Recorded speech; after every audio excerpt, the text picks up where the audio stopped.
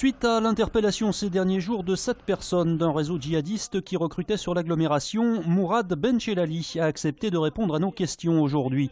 Cet ancien détenu de Guantanamo, emprisonné 2 ans et demi là-bas après être parti combattre en Afghanistan, fait désormais figure de repenti et il analyse l'évolution du recrutement des candidats au djihad qui tentent maintenant de partir faire la guerre en Syrie.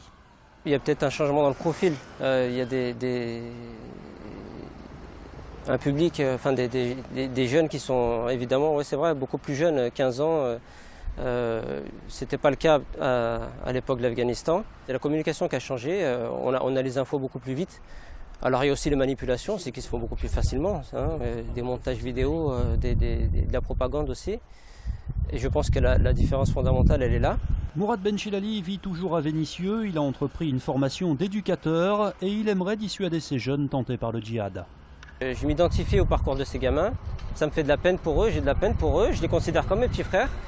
Et donc moi aussi je peux, par mon expérience, raconter ce que j'ai moi-même vécu, dissuader, je sais pas, peut-être des jeunes de partir, et ben je le fais. Carrefour condamné aujourd'hui au prud'homme pour avoir licencié une caissière voilée à Villeurbanne en 2010. L'employeur estimait que ce voile contrevenait à l'interdiction de signes ostentatoires pour les salariés du magasin. Mais les juges ont estimé ce licenciement sans cause réelle et condamné Carrefour à verser 10 000 € de dommages et intérêts à l'employé. Dimanche, c'est la journée mondiale de la maladie d'Alzheimer.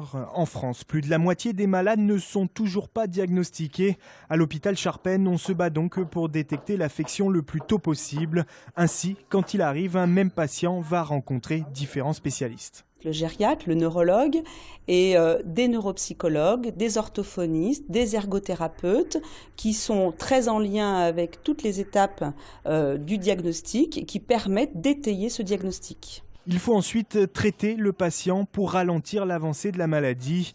Il y a les médicaments bien sûr, mais aussi de plus en plus de nouvelles méthodes comme la zoothérapie. Un animal, ça va stimuler tout ce qui est émotionnel. Et l'émotionnel va jouer sur le fonctionnement cognitif. Donc la mémoire, la communication, l'attention. À Charpennes, la prise en charge se fait donc à tous les stades de la maladie. Hôpital de jour ou hospitalisation de quelques semaines. Depuis peu, il y a aussi une équipe mobile qui se déplace chez les malades pour gérer les troubles du comportement. Le but, c'est de pouvoir donner des solutions de répit aux aidants et pouvoir éviter la crise comportementale qui mène aux urgences, aux hospitalisations inadaptées et à des prescriptions de médicaments inadaptés. En France, plus de 800 000 personnes sont atteintes de la maladie d'Alzheimer. Journée importante pour la communauté écossaise de Lyon. Un référendum pour l'indépendance a en effet lieu aujourd'hui en Écosse. Et dans ce pub du Vieux-Lyon, on compte bien vivre même de loin ce moment historique. La nuit risque d'être longue. On va suivre les résultats, on va être déguisé un peu en écossais.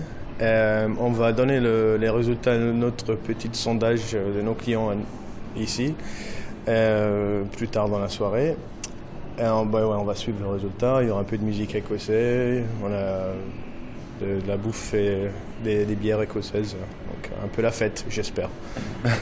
Les ressortissants écossais de l'étranger ne peuvent pas voter, qu'à Saint-Étienne, les gérants ont tout prévu. Les clients pourront s'exprimer, une initiative qui ravit Stécie en France depuis 8 ans et qui sait déjà comment fêter l'issue du scrutin.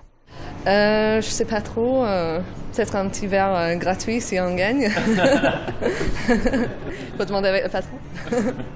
Moi je suis pour le oui, ouais. Je serais pas trop choquée si c'est non par contre. Je pense que ça va être très serré, mais si c'est non, je serais pas trop choquée. Les résultats, eux, seront connus à 2h cette nuit à Lyon. En Écosse, le dépouillement s'achèvera vers 6h demain matin.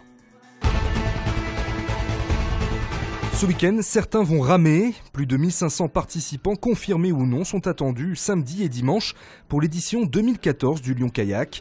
Au programme, un parcours de 14 km entre Rochetaillé-sur-Saône et Confluence. Et il y aura du beau monde au départ avec notamment Quentin Bonnetin, champion du monde de kayak descente. Ouverture du village ce samedi à 13h30 sur la place nautique de la Confluence. Après sa défaite en toute fin de match contre le Racing Métro, le Loup affronte ce week-end un autre redoutable adversaire, l'ASM Clermont-Auvergne. Sur le papier, les Clermontois font figure de favoris, mais les Lyonnais croient en leur chance. Comme le week-end dernier, c'est d'y aller avec de grosses ambitions et de gagner ce match. Et on a vu qu'on était vraiment pas loin. Donc voilà, on espère que ça va être un peu pareil le week-end prochain et qu'on va pouvoir les accrocher un peu plus et espérer autre chose.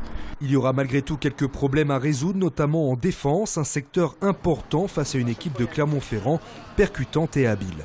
C'est une équipe très dangereuse. Nous, on reste toujours vigilant en défense, vigilant en attaque, essayer de trouver les espaces avec le ballon et on joue avec confiance, c'est le plus important. Une victoire serait la bienvenue pour le Loup qui est désormais à la 11e place du top 14, à égalité avec La Rochelle, le premier relégable.